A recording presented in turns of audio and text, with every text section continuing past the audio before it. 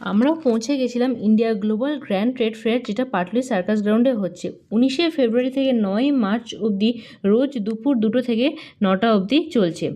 এটা ঢোকার টিকিট হচ্ছে 20 থেকে 30 টাকা, যদিও আমরা ইনভিটেশন কার্ড পেয়েছিলাম।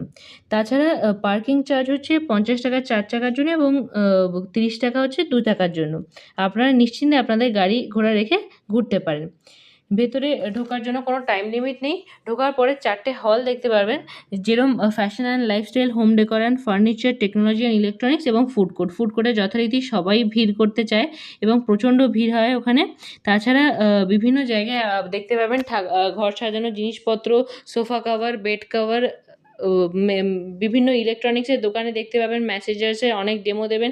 তাছাড়া বিভিন্ন দেশ থেকে, যেমন আফগান, চাইনিজ থেকে পটারি, আফগান থেকে খেজুর, ড্রাই ফ্রুটস, মানে অনেক কিছু, সেটা নিজের চোখে না দেখলে মানে ভিডিওতে কিছুতেই ভাল লাগবে না।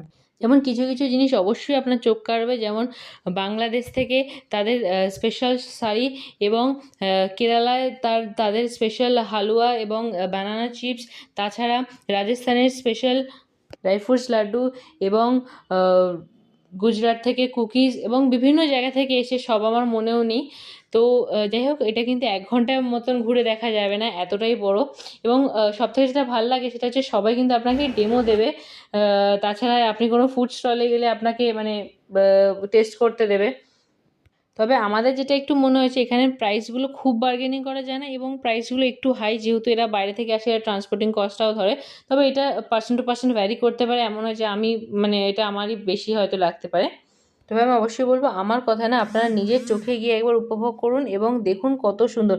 বাইরে থেকে কিন্তু প্রচুর লোক আসছে দেখতে এবং প্রচুর ভিড় হচ্ছে রোজ। চেষ্টা করুন দুপুরের দিকটা যাওয়ার, অনেকটা